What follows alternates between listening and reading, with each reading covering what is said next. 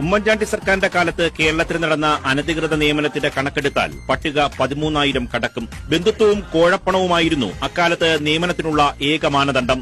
അങ്ങനെ ഉന്നത പദവി ലഭിച്ചവരിൽ ചെന്നിത്തലയുടെ അനുജനും ഉമ്മൻചാണ്ടിയുടെ അടുത്ത ബന്ധുക്കളും ഉൾപ്പെടുന്നു.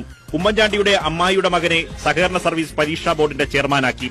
ചെന്നിത്തലയുടെ അനുജന് കേരള ഫീഡ്സ് MD സ്ഥാനവും നൽകി. പ്രമുഖ കോൺഗ്രസ് നേതാവായിരുന്ന കാർത്തികന്റെ ഭാര്യയെ സർവ്വവിജ്ഞാനകോശം ഡയറക്ടറാക്കി. മന്ത്രി അനൂപ് ജേക്കബിന്റെ ഭാര്യയെ ഭാഷാ ഇൻസ്റ്റിറ്റ്യൂട്ട് ഡയറക്ടറായും സഹോദരിയെ IT ഇൻഫ്രാസ്ട്രക്ചറിൽ ഉന്നത പദവിയിലും നിയമിച്ചു.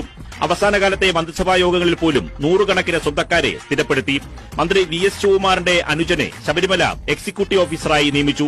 മന്ത്രി KC ജോസഫിന്റെ PA അനന്തരവന് നോർക്കയിൽ ഉന്നത നിയമനം നൽകി. മന്ത്രി K ബാബുവിന്റെ PROയ്ക്ക് സർക്കാർ സെക്രട്ടറിക്ക് സമാനമായ തസ്തികയിൽ Rajiv Gandhi centre for career ഗൈഡൻസിൽ ഡയറക്ടറായി നിയമനം നൽകി. വകുപ്പ് മേധാവികളുടെ എതിർപ്പ് മറികടന്നായിരുന്നു ഈ ഉന്നത നിയമനം. MM ഹസന്റെയും തമ്പാനു രവിയുടെയും അടുത്ത